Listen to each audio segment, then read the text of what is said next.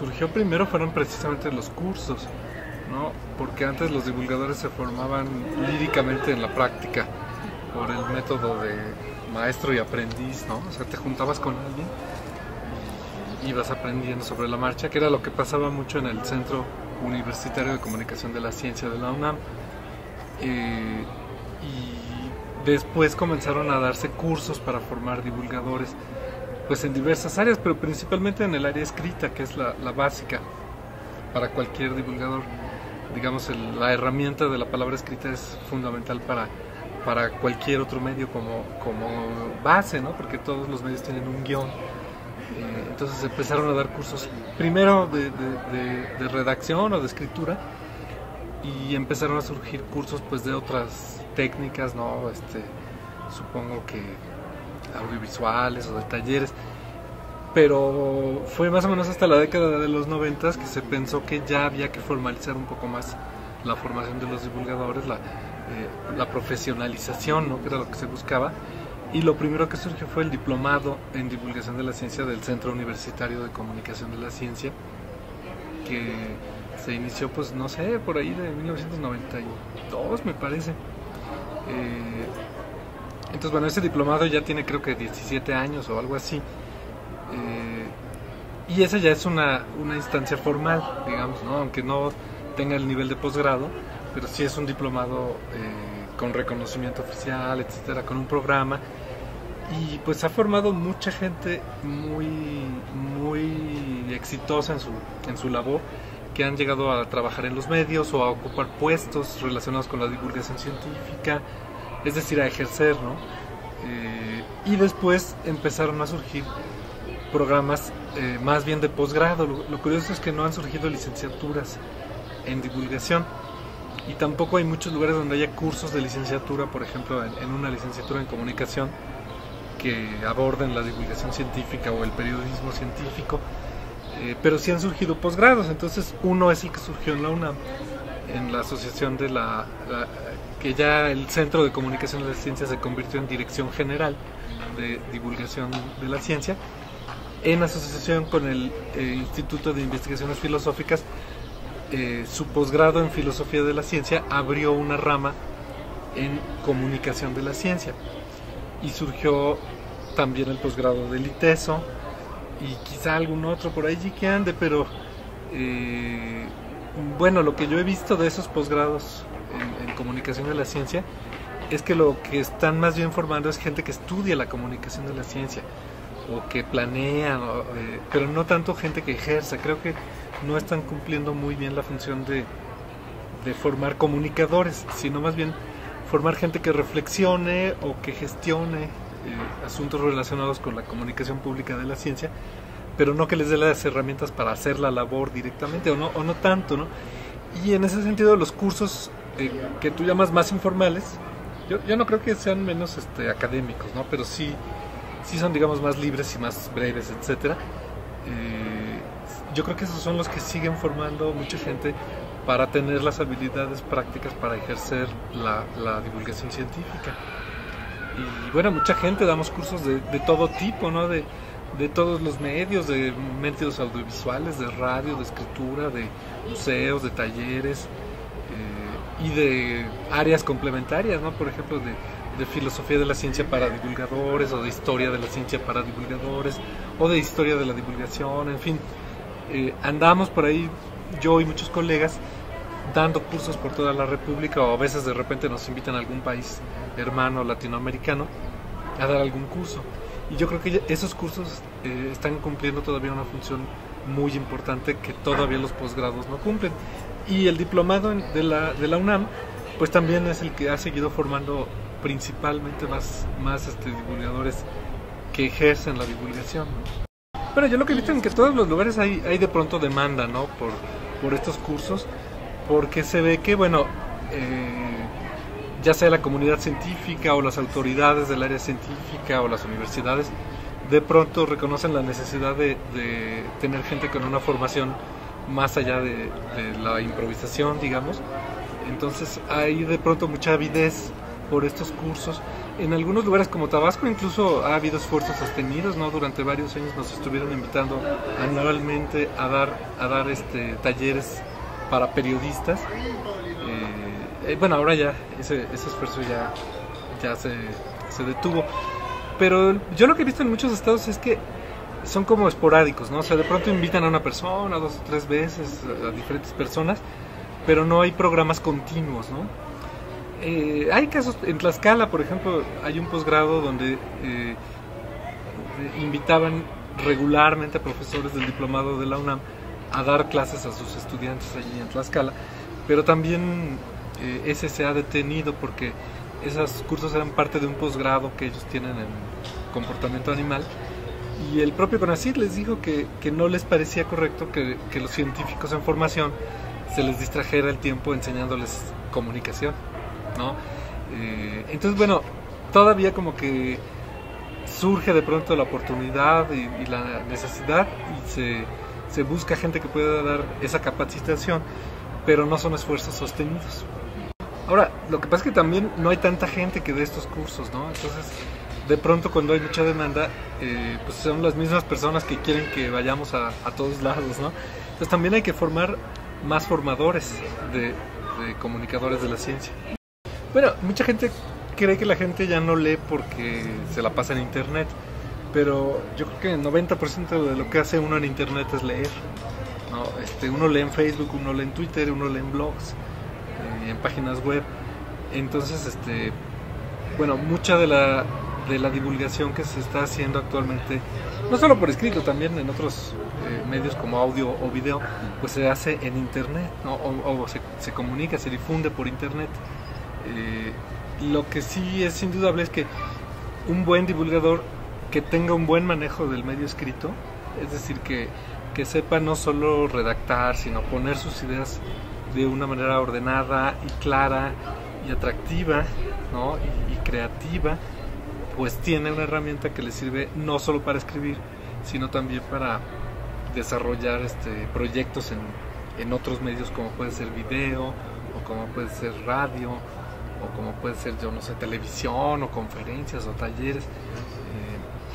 Esa herramienta estructura mucho el conocimiento y las ideas, y ayuda a comunicarlas no de una manera improvisada, sino de una manera estructurada, por ejemplo, a través de una narrativa, con el uso de ciertos recursos que pueden provenir incluso de lo literario, de lo artístico, de lo poético, y eso puede hacer mucho más atractiva una actividad de divulgación que no necesariamente sea escrita, ¿no?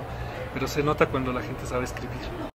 Hay que estar haciendo divulgación breve, superficial, necesariamente, porque como tú dices, la poca extensión te obliga bueno, te impide profundizar, ¿no? Entonces te obliga a ser superficial, pero esta superficialidad puede ser un defecto si simplemente resumes de manera torpe o dejando fuera aspectos esenciales, o puede ser concentrar la información de una manera más potente y más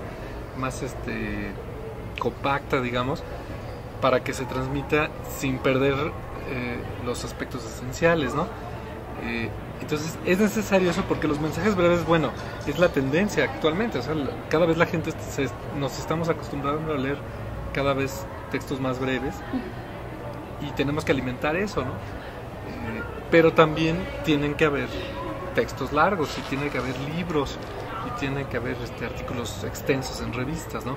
Entonces yo creo que aprovechar esta tendencia actual de la comunicación, sobre todo por redes sociales, por internet, que tiende a ser muy breve, que privilegia esa brevedad y limita la profundidad, pero esos textos y esos lectores pueden después buscar textos más extensos, buscar más información. Entonces a lo mejor un tweet puede hacer que un lector busque información sobre un tema y acabe leyendo un libro, ¿no? Entonces tiene que haber los libros y tiene que haber los tweets, ¿no? Los dos extremos. Yo creo que habría que cultivar los dos. Ahora, yo siento que en los medios impresos, sobre todo, el espacio está disminuyendo, ¿no? También por la crisis que está causando internet, que está haciendo que muchas publicaciones dejen de ser viables en papel, pues eso está haciendo que se reduzcan los espacios para escribir. Entonces va a haber que defender un poquito lo que los periodistas llaman long form, ¿no? Los textos largos. ¿no? Y los libros, para que no dejemos de tener eso que es, pues dice Carl Sagan, que la única manera de verdaderamente divulgar un tema a profundidad, con todo detalle, sin traicionar, pues es en un libro, ¿no? Que es donde sí tienes el espacio para hacerlo con todos esos detalles. Al hacer, por ejemplo, esta colección que tú dices, que trataba de juntar, digamos, trabajos que pudieran ser útiles para la comunidad de divulgadores, pues se buscaba un poco eso, ¿no? Que no solamente la persona que es un divulgador con experiencia y con amplios conocimientos sepa hacerlo, sino que comparte ese conocimiento con otros y que otros puedan, aún sin conocerlo, leyéndolo, pues puedan compartir esos conocimientos. Ahora, lo que pasa es que esa colección y algunas otras actividades de la DGDC, la Dirección General de Divulgación de la Ciencia, se han quedado cortas, ¿no? Por ejemplo, esa colección tiene el gran defecto de todas las publicaciones de la UNAM, que es que no tiene una buena distribución. Entonces mucha gente no tiene acceso a esos libros, aunque existen. No hay manera sencilla de comprarlos a través de internet, por ejemplo. Entonces, bueno, ese tipo de cosas habría que trabajarlas, ¿no? Y bueno, en las últimas administraciones no se ha apoyado la edición de libros, entonces las colecciones que teníamos pues se han quedado estancadas y es una lástima. Pero pues hay gente que opina que ya no vale la pena invertir en libros. Entonces creo que habría que, como parte de este esfuerzo de capacitación a nivel nacional, pues volver a apoyar la edición de libros y su distribución, sobre todo, incluso gratuita, sería muy bueno. Claro. Pero, por ejemplo, una colega, Ana María Sánchez, escribió un libro muy, muy interesante y se lo publicó la Universidad Veracruzana, pero tampoco tiene buena distribución. Entonces, eso es grave, porque son libros que todo divulgador debería estar leyendo y que no se consiguen. Entonces son muy poco leídos y entonces el esfuerzo de tratar de difundir esas ideas pues no ha rendido todos los frutos que podría haber rendido. Sí hay gente que los consigue y los usa, ¿no? Pero no es tan amplio como era de esperarse. Pero yo creo que todos los divulgadores profesionales que tenemos ya cierta experiencia y cierta trayectoria, pues estamos pensando en eso. Lo que pasa es que en este tipo de congresos viene también gente muy novata, ¿no? Entonces muchos de ellos ni siquiera se han molestado en formarse o en informarse, y entonces vienen con propuestas que son pues las mismas propuestas que hemos oído desde hace 20 o 30 años, ¿no? Descubren el hilo negro, por decirlo así. Y bueno, sí se critica mucho en estos congresos que se siga admitiendo que venga gente a decir cosas pues muy elementales o muy sabidas o pues muy básicas, ¿no? Pero bueno, son la gente que apenas está incorporándose a la comunidad y después van entendiendo que eso que ellos creían que habían descubierto pues ya era algo muy sabido, ¿no? Y bueno, también están surgiendo de pronto gente que falsea un poco o que exagera, como que tratan de impresionar presentando ideas como si fueran revolucionarias, cuando bueno, pues en realidad no hay gran cosa nueva bajo el sol, ¿no? Sabemos que por un lado pues sí hay que atacar todos esos problemas básicos de poner el discurso científico, traducirlo a un discurso que sea accesible al público, etcétera, pero pues también que no se trata nada más de emitir mensajes, sino que esos mensajes tienen que responder a los intereses y a las necesidades del público y que de ser posible pues se tienen que privilegiar las formas de divulgación que impliquen un diálogo y que permitan una cooperación y una interactividad, si lo quieres decir así. Y bueno, en muchos casos puede tener incluso una vertiente social, ¿no? Es decir, que la divulgación no nada más sea una labor de tipo cultural o de tipo de educación o de información, sino que permita a las sociedades abordar problemas que tienen, ¿no? Y que tengan una finalidad práctica. Pero tampoco hay que, bueno, digo, por un lado no hay que decir que eso es nuevo, porque eso siempre se ha sabido y siempre se ha tratado de hacer, ¿no? Y por otro lado, bueno, no solamente eso es la divulgación, o sea, también hay que mantener la divulgación, digamos, no aplicada, no la que solo sirve para resolver ciertos problemas concretos, sino la que aborda pues la difusión del conocimiento científico, la difusión de la cultura científica, ¿no? Aunque no tenga una finalidad práctica, o sea, aunque digamos los campesinos de Zacatecas no les sirva de nada saber mecánica cuántica, eso no quiere decir que no tengan derecho a gozar de esa creación humana, que es una creación de gran belleza y de gran abstracción y de gran complejidad. Es como si dijeras, tampoco hay que llevarles música barroca de Bach, porque no les sirve para nada, pues no tienen por qué servir para algo. O sea, la ciencia no solo es valiosa por sus aplicaciones prácticas, la ciencia tiene un valor intrínseco que también hay que defender. Y de pronto en estos discursos de los políticos cuando apoyan a la divulgación, pues es el mismo discurso que cuando apoyan a la ciencia. Dicen, vamos a apoyar la ciencia que resuelve grandes problemas nacionales, como si la ciencia básica no fuera la base o la raíz del árbol del conocimiento, ¿no? Si nada más queremos los frutos, pues no vamos a tener árbol, tenemos que tener todo. Entonces fomentar la apreciación pública de la ciencia por su propio valor intrínseco, aún antes de las aplicaciones, también es muy importante, ¿no? Yo de pronto sí siento que parece que solo las cosas que resuelven un problema social son válidas, y estoy totalmente en desacuerdo con eso. Hay que manejar toda la gama, ¿no? Desde lo que sirve para que los campesinos les rinda más la cosecha, hasta la belleza de la visión del universo que nos da la ciencia.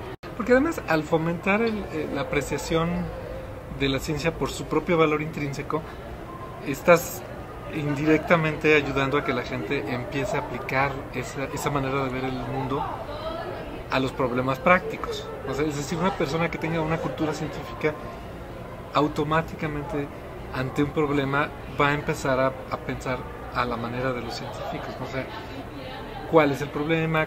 ¿Cuáles son las posibles soluciones? ¿Cuál de estas posibles soluciones puede ser más eficaz? ¿Por qué? Hacer la prueba, quizá por prueba y error, hacer experimento, ¿no? A ver qué solución es mejor. Bueno, yo trato de manejar una gama amplia, ¿no? Trato de hablar siempre de temas que yo piense que le van a interesar a mi público, y si además le pueden servir de algo, pues mejor, ¿no? Y bueno, también trato de llegar al público lo más amplio posible. Entonces, si yo abordo temas que están discutiéndose en este momento en los medios, pues eso hace que sean interesantes en el momento, ¿no? Entonces, muchas veces abordo temas pues porque están en el aire, ¿no? Porque es lo que acaba de pasar, porque es lo que está en las noticias, y trato de hallarle el ángulo científico, ¿no? O si ya era un tema científico, bueno, tratar de no quedarme en el se descubrió un nuevo X o Y, sino la ciencia que hay detrás. Entonces no es tanto que yo explícitamente esté pensando en que haya una utilidad social en el trabajo que yo hago, pero pues sí hay temas que acaban teniéndola, ¿no? Por ejemplo, el combate a las charlatanerías que pueden causar daño a la salud, o el combate al uso de este detector molecular que usaban el ejército y la policía para supuestamente detectar armas o drogas, y que sabemos que no sirve y que era peligroso porque pueden llevar a la no detección de sustancias o explosivos peligrosos, y pueden llegar a que se acuse falsamente a personas inocentes, como ya ha ocurrido, que incluso han estado en la cárcel debido a un aparato que es un fraude, ¿no? Entonces son temas que tienen la ciencia en el centro, pero que son necesariamente de importancia para la sociedad. Y bueno, lo bonito es que a veces sirve de algo, porque por ejemplo los divulgadores y científicos y periodistas que combatimos el uso del detector molecular GT200, pues ya hemos logrado que se haya discutido en el Congreso y que haya habido cambios, ¿no? Entonces ahorita ya no se está usando tan ampliamente. Lo que pasa es que no se ha hablado ya de eso en los medios, pero el ejército creo que ya lo dejó de usar, o lo está dejando de usar, por efecto del impacto mediático que sí se llegó a lograr. Yo lo hago no tanto por lograr eso, sino porque con eso se vuelve interesante hablar de ciencia, ¿no? Porque ya no es nada más un dato aislado, una teoría que alguien te quiere explicar nada más porque se le dio la gana, sino porque sí tiene algún significado, algún sentido para ti como ciudadano mexicano, por ejemplo.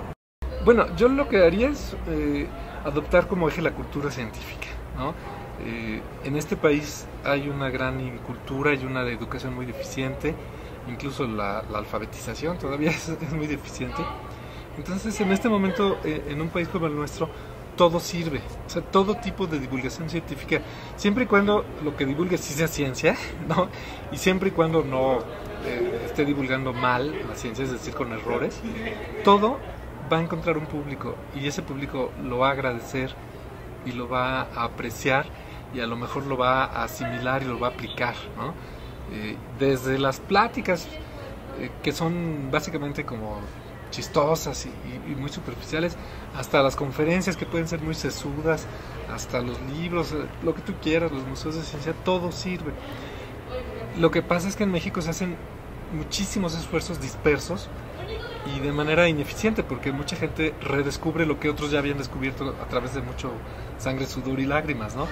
Y nos falta comunicarnos y compartir.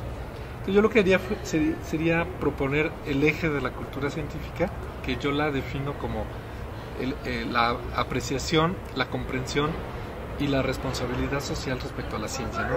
Un ciudadano que pueda tener cumplir esos requisitos, digamos, yo le llamaría un público científicamente culto. Entonces yo lo que quería es estructurar una estrategia nacional de una red que unificara esos esfuerzos, que permitiera compartir experiencias y que permitiera compartir, pues no sé, criterios para evaluación, etcétera. Y no sería una estrategia rígida, sino una estrategia simplemente que encauzara todos esos esfuerzos en una misma dirección, que es si logras que el público aprecie más la ciencia, o si logras que el público comprenda mejor la ciencia, o si logras que el público se responsabilice respecto al uso de la ciencia, o se apropie o pase a la acción, ya sea a través de cambiar sus actitudes o de tomar partido en un movimiento respecto a cierto tema científico, ¿no? O que tiene que ver con ciencia. Si logras cualquiera de esas metas, estás divulgando la ciencia de manera provechosa, ¿no? Y eso es lo que quería, ¿no? Estructurar así como todos los esfuerzos para que dejaran de ser dispersos y se volvieran más eficientes, y entonces pudiéramos avanzar un poquito, porque la sensación que yo tengo después de 20 años como divulgador es que seguimos dando vueltas en lo mismo, ¿no? O sea, sí va creciendo, sí va habiendo más esfuerzos, pero no siento que los divulgadores estemos mejor capacitados, como tú me has dicho, y tampoco siento que el público sea más científicamente culto. Entonces como que no aprendemos de nuestra experiencia y no vamos subiendo, ¿no? Y en otros países yo sí he visto que las comunidades de divulgadores van avanzando ellas mismas y van ampliando sus logros. Existe una hemerobiblioteca virtual que está en la página de la Sociedad Mexicana para la Divulgación de la Ciencia y la Técnica, donde hay muchas tesis de divulgación y algunos otros tipos de trabajos, ¿no? Libros, etcétera, artículos. Entonces ahí es un repositorio de alguna de esa información. Algunos de los libros de la DGDC sí están online en parte a través de Google Books. Por ejemplo, de Ana María, algunos de los de Ana María están, no sé si completos, pero al menos parte. Empieza a haber grupos, por ejemplo, en Facebook, de gente que compartimos información y compartimos links a artículos, a fuentes interesantes. La Dirección General de Divulgación de la Ciencia no tiene todavía mucha información disponible en Internet, pero debería tenerla. Entonces yo creo que lo que habría que hacer es fortalecer ese tipo de redes o de sitios en Internet donde uno pueda compartir pues o textos o libros o links o referencias, digamos, pero si buscan empieza a ser fácil, ¿no? Porque está lo que hay en Somedicit, está lo que hay en Google Books, está de pronto alguna gente digitaliza un libro incluso de manera pirata y pues a lo mejor puede uno tener acceso a un libro que no lo tienes de otra manera, porque muchos si pudiéramos los compraríamos, ¿no? O sea, no es por el dinero, pero no están disponibles. Ahorita empieza a ser más fácil encontrar eso en Internet, y sobre todo si te conectas con las personas adecuadas a través de Twitter, a través de Facebook. Yo por ejemplo tengo una página que hace mucho que no actualizo, una página personal, pero donde de pronto ponía yo links a material interesante, ¿no? O a posgrados en el extranjero, y digo, no lo hice muy sistemáticamente, pero si se hiciera ese esfuerzo en serio podríamos irlo haciendo. A lo mejor se puede. Yo tenía la idea de armar un wiki de divulgación que podría servir para eso. pero a lo mejor ya es momento de que a través de la Sociedad Mexicana de Divulgación, ahora que hay apoyo con proyectos del CONACYT, etcétera, se pudiera lanzar un proyecto de ese tipo, ¿no? Y que pues básicamente beneficia a todos, ¿no?